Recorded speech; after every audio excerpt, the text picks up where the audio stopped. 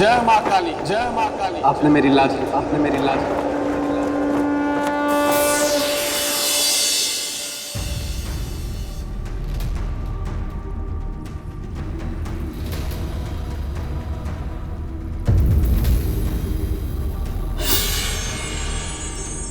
लो, ये फिर पहुंच गए मेरे मित्र के सिंहासन को पाने की लालसा लिए। लेकिन मैं ऐसा कभी होने नहीं दूंगा, क्योंकि मैं हूं बेताल, जो गलने नहीं देता किसी की दाल। मैं भी चला। राजन,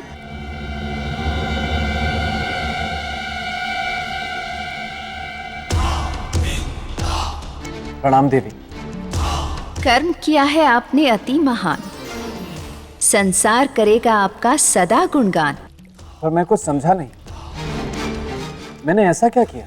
जिस प्रकार सम्राट विक्रमादित्य ने अपने चरित्र की रक्षा के लिए सब कुछ त्याग दिया था, ठीक उसी प्रकार आपने एक अनजान स्त्री के चरित्र की रक्षा के लिए अपने जीवन को दांव पर लगा दिया। आप धन्य हो राजन।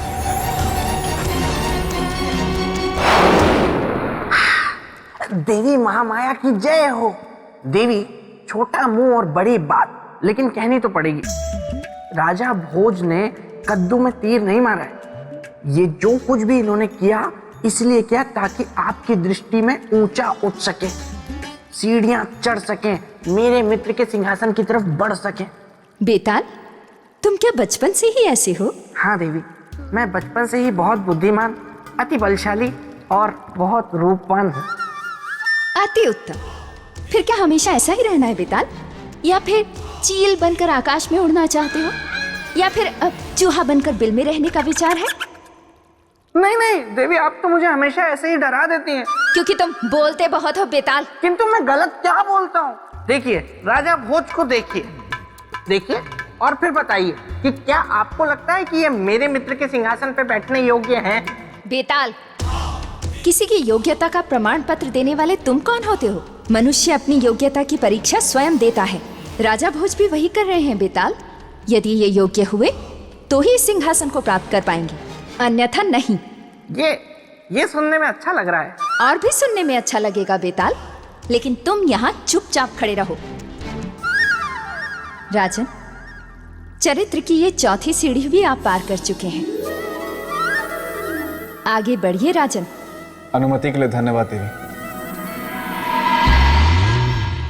राजन, ये किस जाल में फंसते जा रहे हैं आप? ये मृग तृष्णा है, इस पर चलकर आपको कुछ नहीं मिलेगा। आप सिंहासन तक नहीं पहुंच सकेंगे। राजन, मेरी बात मान जाइए। देखिए, अभी सिर्फ 4 ही सीढ़ियां पार हुई हैं, 28 बाकी हैं, जो बहुत मुश्किल हैं, खतरनाक हैं, भयानक हैं, असंभव हैं। असंभव में भी संभव छुपा हुआ है बेटा।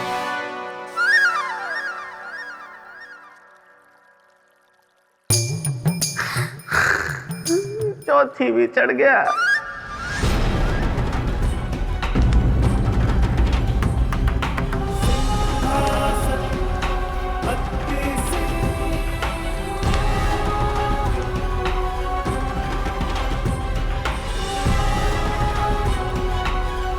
ठहरिए राजन, ठहरिए राजन।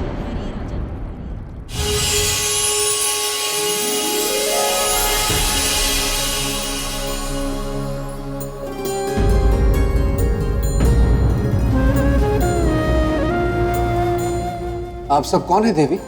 हम योग माला हैं। हम इस सिंहासन में योग शक्ति की रक्षा करती हैं। देवियों, आप सबको राजा भोज का प्रणाम।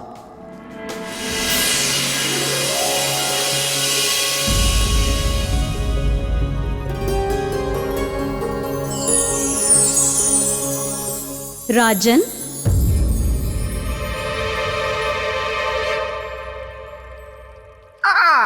देवी योगमाला, बेताल का प्रणाम स्वीकार करें। देखिए, आप ही समझाइए अब राजन को। मैं तो समझा कर हार गया हूँ कि ये मेरे मित्र विक्रमादित्य के सिंहासन पर बैठने योग्य नहीं है। बेताल, क्षमा देवी, क्षमा। मैं भावनाओं में बह गया, इसीलिए ये कह गया। श्रीमान बेताल, मैं आपसे एक बात का निवेदन करना चाहता हूं कि आप इसी तरह चुनौतीपूर्ण से चुनौतीपूर्ण बातें मुझसे कहते रहें, ताकि मुझ में हिम्मत का संचार हो पाए और मैं परीक्षाओं पे परीक्षाएं पार करता रहूं। मेरी बातों से आपको हिम्मत मिलती है? और हौसला भी। हाँ बेटा, आपकी बातों से मुझ में हिम्मत का संचार होता है। यदि एक बार मेरा हृदय सिंहासन को त्यागने के विचार के बारे में भी सोचे, लेकिन आपकी बातें मुझ में एक नई हिम्मत, एक नई ऊर्जा भर देती है। इसलिए आपसे बस एक छोटा सा निवेदन है बेटा, कि आप इसी तरह मुझे चुनौतीपूर्ण बातें कहते रहें। कहिए कहिए, आप चुप क्यों हो गए? हाँ तो देवी, मुझे और क्या साबित करना होगा? इस सिंहासन को धारण करने वाले में चक्रवर्ती सम्राट विक्रमादित्य के समान योग शक्ति का होना भी आवश्यक है। राजन, अब मैं आपको सम्राट विक्रमादित्य की योग शक्ति की कथा सुनाती हूँ। हाँ देवी, सुनाइए, मैं उत्सुक हूँ। ये बात उस समय की है जब चक्रवर्ती सम्राट विक्रमादित्य का विवाह नहीं हुआ था। वो राजकुमारी चित्रलेखा से मिले भी नहीं थे। एक दिन सम्राट विक्रमादित्य एक धार्मिक यात्रा से लौट रहे थे। सम्राट, मौसम खराब है। मेरे विचार से हमें किसी सुरक्षित स्थान पर रुक जाना चाहिए। रुकने की कोई आवश्यकता नहीं है वीरामीर जी। हमारे पास धन ध्वज है, हमारा मार्ग कोई नहीं रोक सकता।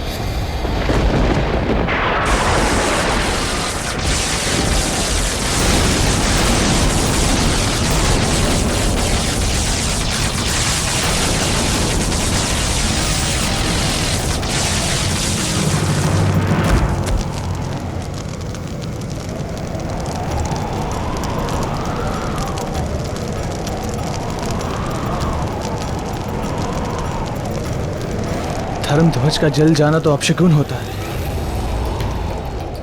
इसके क्या संकेत हो सकते हैं? सम्राट, गोचर की नक्षत्र गणना के अनुसार ये एक बड़े संकट का संकेत है।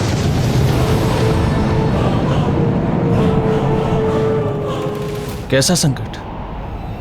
मृत्यु का संकट। मृत्यु? किसकी मृत्यु और क्यों? हमारे आसपास कोई पापी है, उसकी। परंतु हमारे बीच कौन पापी हो सकता है? ये मैं नहीं कह रहा हूं सम्राट, ज्योतिषीय गणना कह रही है।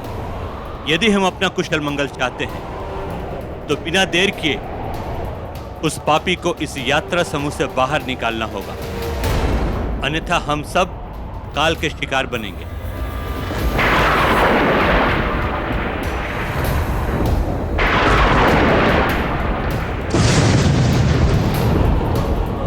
सम्राट, यह मात्र बिजली नहीं है, यह हम सबकी मृत्यु है। मृत्यु। अगर उस पापी को हमारे बीच से नहीं निकाला गया तो हम सब मारे जाएंगे।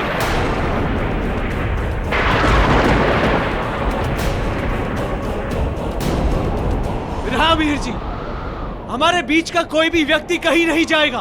प्रियजनों, आपको भयभीत होने की कोई जरूरत नहीं है। आपके जीवन रक्षा का दायित्व हम लेते हैं। हम आपको वचन देते हैं कि हम आपको कुछ नहीं होने देंगे, एक खरोच भी नहीं आने देंगे और सब कुछ खुद पे सह लेंगे। परंतु आपसे हमारी एक विनती है, कृपया करके हमें बता दे कि वो पापी कौन है और ये पाप क्यों किया।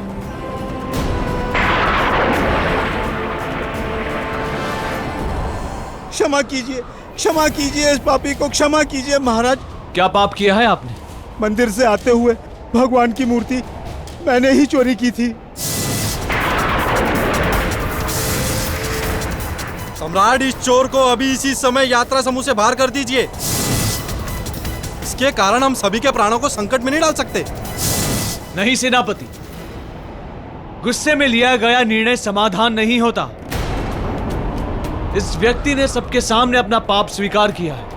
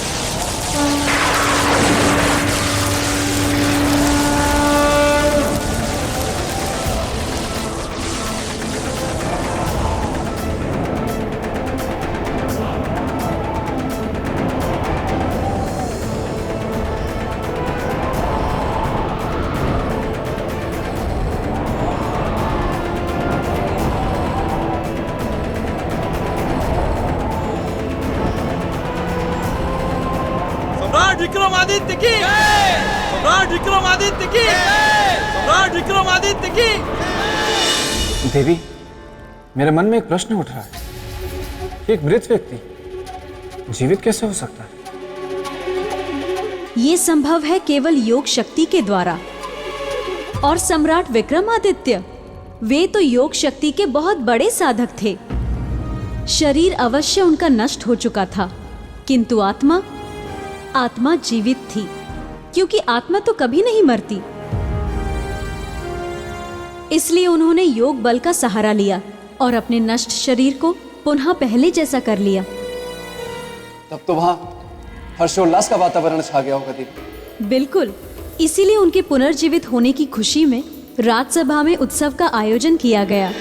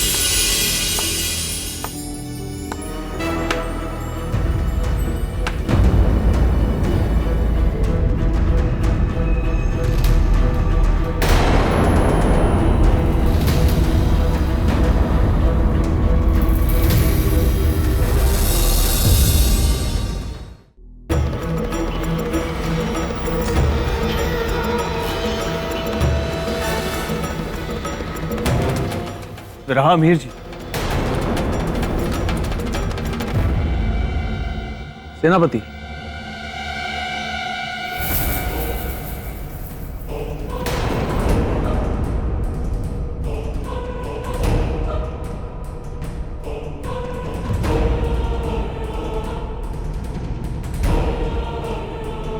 कौन है वो जिसने हमारे दरबार में तंत्र शक्ति प्रयोग करने का दुस्साहस किया है? सामने आओ।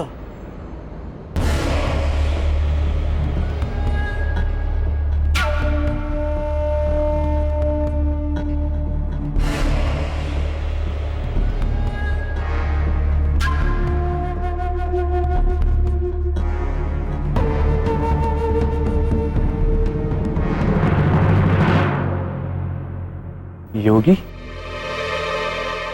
हमारी राजसभा में कौन है आप? आपकी शक्ति प्रयोग करने का उद्देश्य क्या है? क्या सिद्ध करना चाहते हैं आप? सिद्ध नहीं करना चाहता, केवल स्मरण दिलाना चाहता। किस बात का स्मरण? उस दिन की घटना का, जिस दिन आपका जीवन संकट में था और आपकी मृत्यु निश्चित थी। विक्रमार्जन! हे परमपिता परमात्मा, हमारे जीवन की रक्षा कर।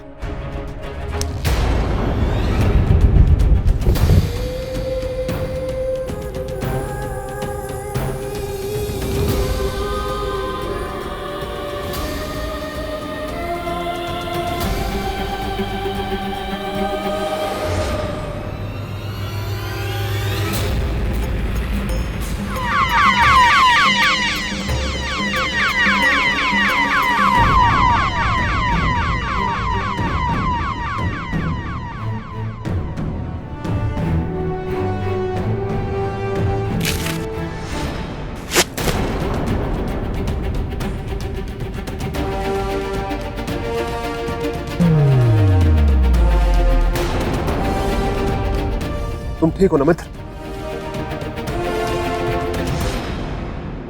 धर्मार्थ,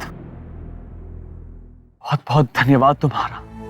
आज अगर तुम समय पर आकर अपनी स्तंभन विद्या का प्रयोग नहीं करते तो हमारी मृत्यु निश्चित थी। ऋणी हो गए तुम्हारे। आज इस मित्र धर्म के सम्मान पे आपको कुछ देना चाहेंगे। मांगो, जो इच्छा है मांगो। मांगूंगा मित्र, अवश्य मांगूंगा, किंतु आज और अभी नहीं। अब कब? समय आने पर। मैं उस समय की अधीरता से प्रतीक्षा होगी, किंतु आज तुम्हें कुछ न कुछ अवश्य देना चाहेंगे मित्र। मतलब? हम आपको वचन देते हैं कि उस समय उस दिन हम तुम्हें वही देंगे जो तुम्हारे मुख से निकले और बिना कोई प्रश्न पूछे। तो फिर याद रखना अपना वचन। हम अपना नाम भूल जाएंगे मित्र, परंतु ये वचन नहीं। सम्राट, कहीं ऐसा तो नहीं समय की धूल ने आपकी स्मृतियों को ढक लिया हो? ये प्रश्न है या शिकायत? समझना आपको है। हम इसे एक मित्र की शिकायत समझ रहे हैं और इसे दूर करने के लिए अपनी बाहें फैलाते हैं।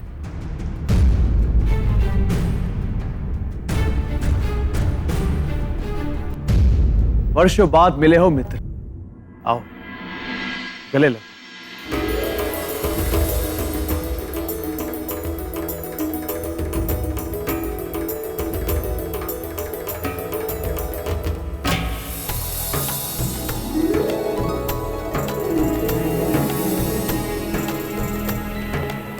किंतु एक बात बताओ मित्र, तुम्हारी ये स्तंभन विद्या भी बड़ी विचित्र विद्या है। किसी भी मनुष्य को किसी भी अवस्था में पत्थर की मूर्त बना देता है। अपने इस विद्या के प्रभाव से आप इन्हें मुक्त करो।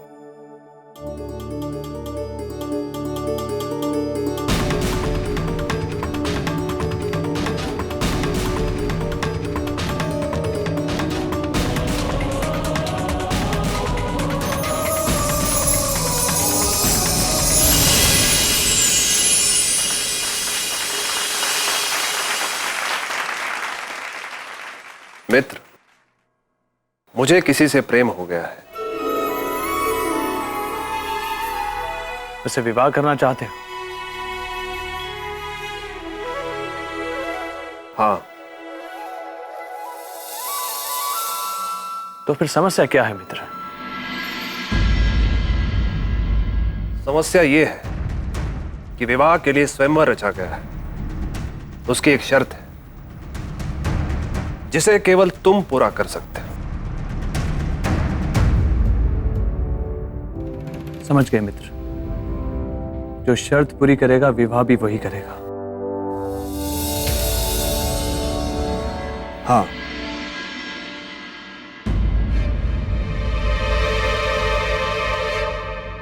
परंतु ये कैसे संभव है मित्र? कि शर्त हम पूरी करें और विवाह तुम करो?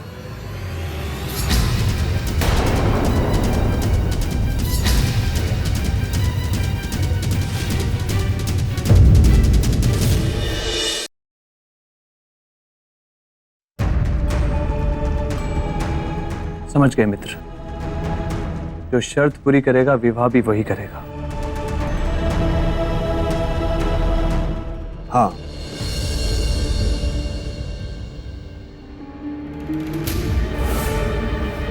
परंतु ये कैसे संभव है मित्र? कि शर्त हम पूरी करें और विवाह तुम करो? यदि हम ऐसा करेंगे तो ये नियमों के विरुद्ध होगा। वो नियमों के विरुद्ध होगा और आपका दिया हुआ वचन, उसका कोई नियम नीति नहीं है। ऐसी बात नहीं है मित्र। हमारे लिए तो तुम भी प्रिय और हमारा वचन भी। तो फिर करिए ना अपना वचन पूरा और मेरी इच्छा पूरी। आप अपनी योग शक्ति से बड़ी सहजता से इस कार्य को कर सकते हैं और इसकी किसी को भनक भी नहीं लगेगी। संसार को भले ना लगेगी, परंतु हमारी आत्मा को इस बात की खबर रहेगी कि हमने जो किया वो गलत किया। समझ गया मैं कि आपके वचन का कोई महत्व नहीं। कभी भी किसी को वचन देना और कभी भी मुकर जाना, ये तो सम्राटों की वचन परंपरा पर कलंक है, आपके व्यक्तित्व पर दाग है। चक्रवर्ती सम्राट विक्रमादित्य, मैं आपकी महानता, आपके धर्म, आपके यश, आपके पराक्रम आपके सब कुछ को समाप्त होते हुए देख रहा हूं मैं। धू धू करके चलते हुए देख रहा हूं मैं, धू धू करके। शांत मित्र, शांत। सच्चा मित्र हूं मैं, इसीलिए अपने मित्र का नाश होते हुए देखने से पहले यहां से चले जाना चाहता हूं। अब कुछ शेष नहीं रहा, इसीलिए जा रहा हूं। किंतु इस बात की चिंता रहेगी कि मेरे मित्र ने अपने वचन धर्म की रक्षा नहीं की, जबकि वो कर सकता था। अच्छा, अब आ गया।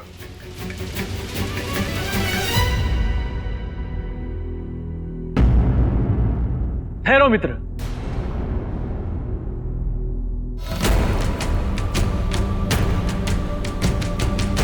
हम करेंगे रक्षा अपने वचन धर्म की, तोड़ेंगे अपने मित्र की प्रेयसी के लिए स्वयंवर की शर्त। बताओ हमें, कौन है वो स्त्री?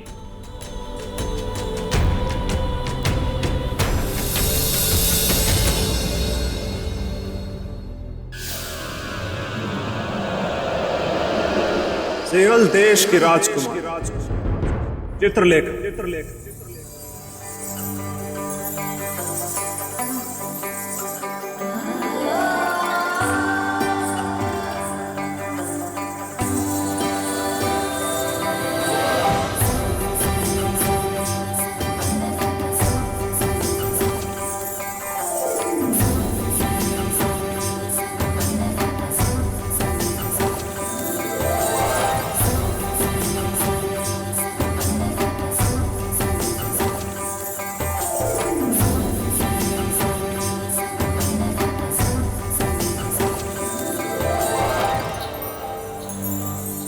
प्रियतम, अपनी चित्रलेखा के प्रणाम को स्वीकार कीजिए।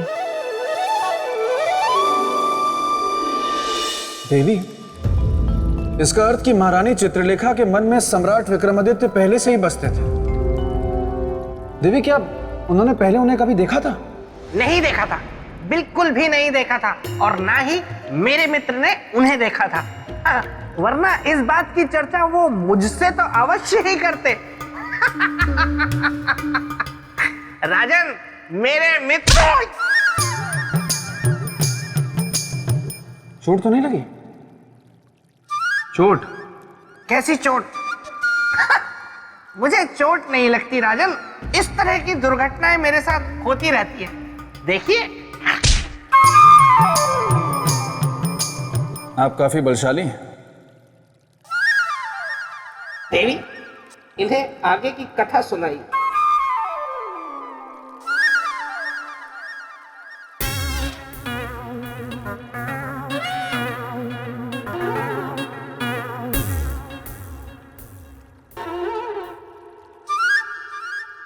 देवी, पहेली तो काफी उलझती जा रही है। महारानी चित्रलेखा के मन में बसते हैं सम्राट विक्रमादित्य, और सम्राट विक्रमादित्य के मित्र मार्तंड के मन में बसती हैं महारानी चित्रलेखा। स्थिति तो काफी उलझती जा रही है। और सम्राट ने उन्हें वचन भी दे दिया विवाह करवाने का। तो ऐसे में क्या हुआ होगा देवी? वही होगा जो विधाता के मन में होगा, और उनके मन में क्या है ये तो ना हम जानते हैं, ना आप जानते हैं, और ना वे लोग। देखते रहे कि समय की सुई कहां जाकर रुकती है। देवी! बेताल, तुम पुनः यहाँ प्रकट हो गए? देवी, मेरा एक सुझाव है, सुझाव भी है, सुन लीजिए ना। मैं ये चाहता हूं कि इस प्रश्न का उत्तर राजा भोज दे कि क्या हुआ होगा या क्या होना चाहिए था आगे। बेताल, जो हुआ वो कोई प्रश्न नहीं है, वो तो एक घटना है जिसका पता इन्हें कैसे होगा। तो ठीक है, फिर छोड़िए, मैं एक प्रश्न इनसे पूछ लेता हूँ, और अगर ये उस प्रश्न का उत्तर नहीं दे पाए तो इन्हें हार स्वीकार करके सिंहासन को प्राप्त करने के बारे में भूलना होगा। और बेताल, यदि तुम शांत नहीं हुए तो तुम्हें यहाँ से हमेशा के लिए प्रस्थान करने के लिए हमें कुछ सोचना होगा। नहीं नहीं नहीं, मैं अब कुछ नहीं बोलूंगा, मैं एकदम शांत रहूंगा। अगर मैं एक शब्द भी बोलूं तो राजा भोज यही। तो राजन, राजकुमारी चित्रलेखा के स्वयंवर की तैयारियां हो चुकी थी, किंतु उनके हृदय में तो सम्राट विक्रमादित्य बसे थे। चित्रलेखा, देखो इसे, तुम यहाँ हो और मैंने सारा महल खोज डाला। यहाँ क्या कर रही हो? माँ चित्र बना रही थी। ये क्या? मेरे मना करने के बावजूद भी तुमने उस अनजान व्यक्ति की तस्वीर बना डाली। माँ ये अनजान नहीं है। कैसी बात करती हो पुत्री? जिसका ना तो कोई पता है और ना ही कोई पहचान, उसे अनजान नहीं कहोगी? और कल तुम्हारा स्वयंवर है बेटी, और इसलिए मेरी बात मान लो, अपने हृदय से इस भ्रम को त्याग दो। ये नहीं आएगा, क्योंकि ये संसार में है ही नहीं। आता तो वो है ना जो होता है। ये है माँ, हमारा मन कहता है कि ये अवश्य आएंगे।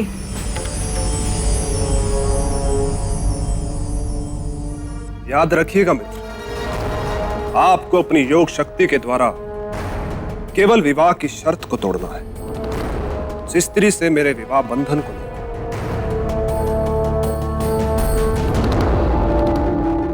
अवश्य मित्र, याद रखेंगे।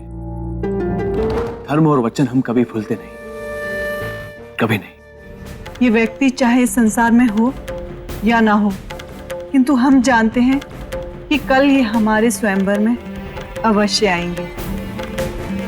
तू बावरी हो गई है पुत्री, तुझे बिल्कुल भी भान है? ये बात अगर तेरे पिता को पता चली तो कितना बड़ा अनर्थ हो जाएगा। माँ, हमारे स्वामी सारे अनर्थ का अंत कर देंगे, आप बिल्कुल चिंता मत कीजिए। देखिए, आप हमारा विश्वास मत तोड़िएगा। आप आएंगे ना, चाहे स्वर्ग से उतर के ही क्यों ना आना पड़े, पर जरूर आना। उर्वशी जी, इस चित्र को फौरन हटा लो यहाँ से। और चित्रलेखा, तुम हमारे साथ चलो। माँ, आप हमारी मन के देवता के चित्र को हमारी आंखों के सामने से तो हटा सकती हैं, किंतु हमारे मन के आंगन से नहीं। उन्हें वहां से कोई भी नहीं हटा सकता माँ, कोई भी नहीं।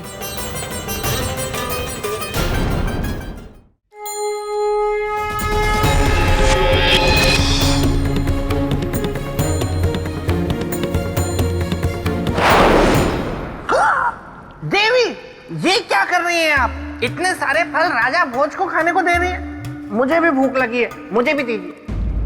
बेताल, सभी को फल मिलता है, मगर बारी बारी से। अभी बारी राजा भोज की है। फल खराब है। चख के देखता हूँ।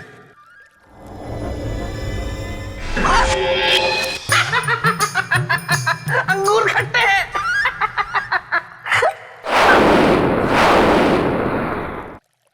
देवी, फलों का इस तरह गायब होना, इसका क्या तात्पर्य है? राजन, जीवन में कभी कभी ऐसा भी होता है कि मनुष्य अपने लक्ष्य से केवल एक कदम की दूरी पर होता है, किंतु उसे प्राप्त नहीं कर पाता।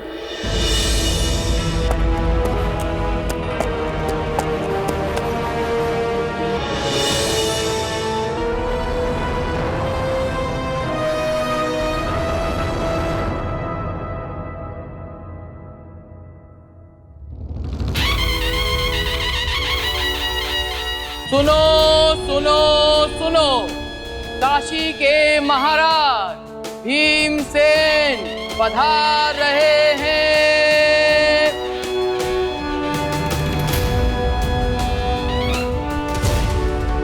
सुनो सुनो सुनो, परमवीर चक्रवर्ती उज्जैन के सम्राट विक्रमादित्य पधार रहे हैं।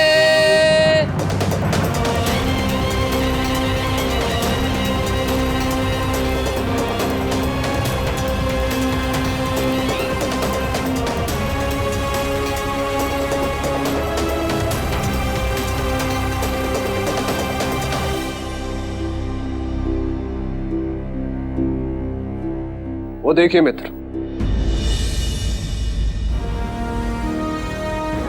हो रही स्वयंवर की शर्त जिसे आपको अपनी शक्ति से तोड़ना है।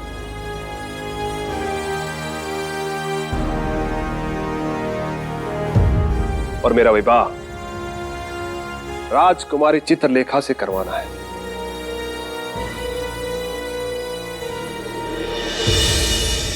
सम्राट के सिंहल द्वीप पहुंचने का मुख्य कारण आप किसे मानते हैं राजन? नियति को, या मार्तंड की इच्छा को, या फिर राजकुमारी चित्रलेखा के प्रेम को? देवी, सम्राट विक्रमादित्य का मित्र मार्तंड उनके सिंगल द्वीप पहुंचने का मात्र एक माध्यम, वास्तविक कारण था राजकुमारी चित्रलेखा और उनका आत्मिक प्रेम। क्योंकि प्रेम ही है जो आत्मा को आत्मा से बांधता है, और फिर वही बंधन आगे जाके नियति बन जाता है। और उस समय सम्राट विक्रमादित्य के साथ यही घट रहा था देवी। आपने बिल्कुल सही व्याख्या की राजन। प्रेम ने चुंबक का कार्य किया, वो सम्राट को उस स्थान तक खींच तो अवश्य लाया, किंतु अब ये देखना रोचक होगा कि विजय किसकी होती है, सम्राट के वचन की या राजकुमारी के प्रेम की। राजकुमारी, राजकुमारी, क्या हुआ? ऐसी बावरी बनी भागती हुई क्यों चली आ रही हो? वो आ गए राजकुमारी, वो आ गए। कौन आ गए? अरे वही आपके तस्वीर वाले, आपके सपनों के राजकुमार। क्या? अपनी सौ, वो तो स्वयंवर सभा में पधार भी चुके हैं। हाँ,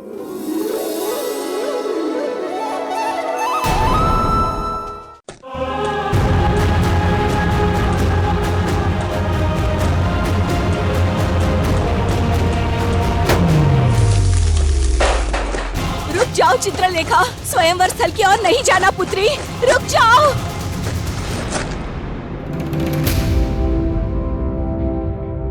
मैं राजा धर्मदत्त इस दरबार में आए सभी राजाओं का सिंगल द्वीप में हार्दिक स्वागत और अभिनंदन करता हूं।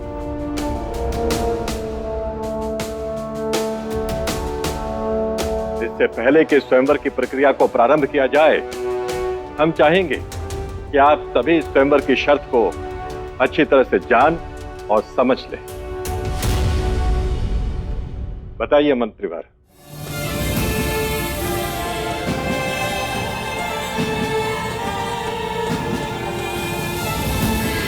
माननीय नरेशों, स्वयंवर की शर्त के अनुसार राजकुमारी चित्रलेखा उन्हें ही वरमाला पहनाएंगी जो अपने बाण से कलश को एक बार में भेद कर भगवान शिव का कलश में रखे दूध से अभिषेक करेंगे।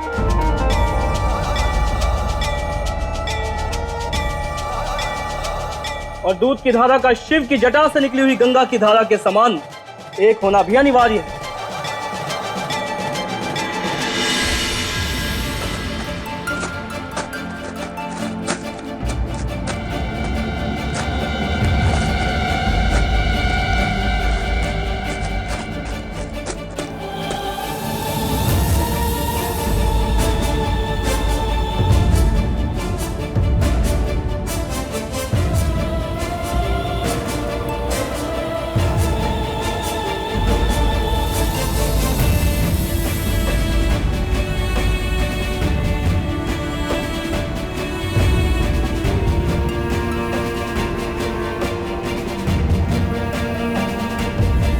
हमारे सपनों के राजकुमार आ गए आप।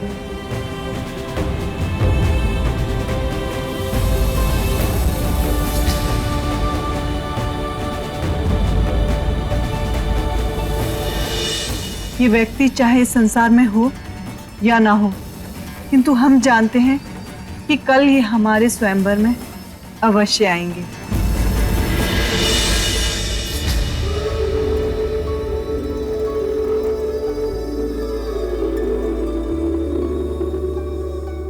राजकुमारी, राजकुमारी, आपका अभी यहाँ आना अनुचित है। चलिए, चलिए।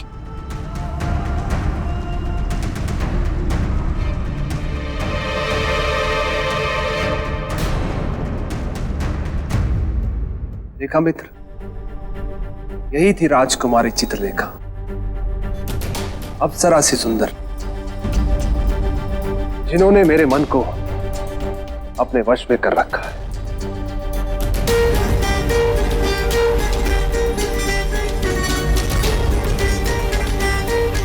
ऐसा क्यों लग रहा है हमें उन्हें देख कर कि वो हमें वर्षों से जानती है?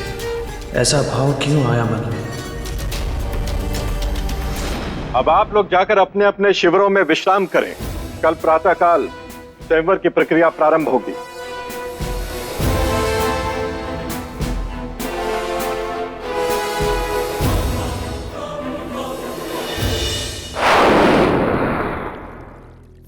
देवी, मैं जानने को उत्सुक हूं कि आगे क्या होगा। राजकुमारी के ऐसे भरे दरबार में आ जाने से सिंहलदीप के महाराज बहुत क्रोधित हुए और कुछ न कुछ ऐसा अवश्य है जो आप मुझसे छिपा रही हैं। बताइए महाराज, बताइए, उस व्यवहार के पीछे का भेद क्या है? महाराज, आपकी लाडली का स्वास्थ्य। आप तो सब ठीक है, कुछ और आज जो आप मुझे बताना नहीं चाहते। एक बार मैं आपसे और पूछ रहा हूं महाराज कि राजकुमारी का इस प्रकार स्वयंवर कक्ष में सभी राजकीय मर्यादाओं को ताक पर रखकर चले आने के पीछे का मुख्य कारण क्या है? पिताश्री, आपको जो पूछना है आप हमसे पूछिए। आपके सारे प्रश्नों का उत्तर हमारे पास है। अर्थात कहना क्या चाहती हो तुम?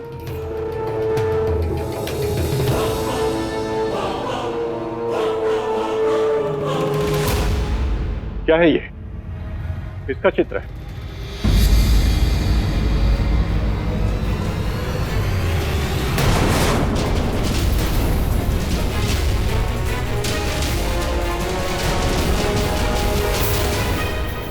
ये तो उज्जैन के चक्रवर्ती सम्राट विक्रमादित्य का चित्र है।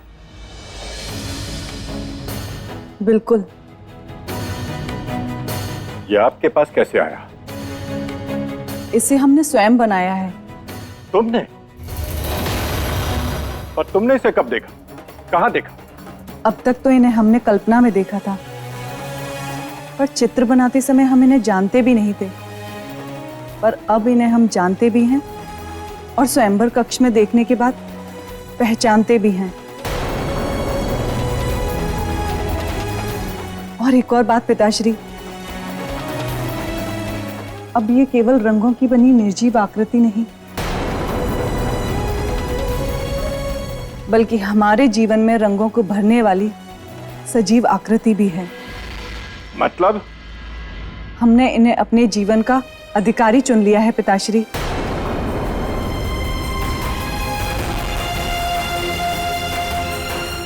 अपना स्वामी।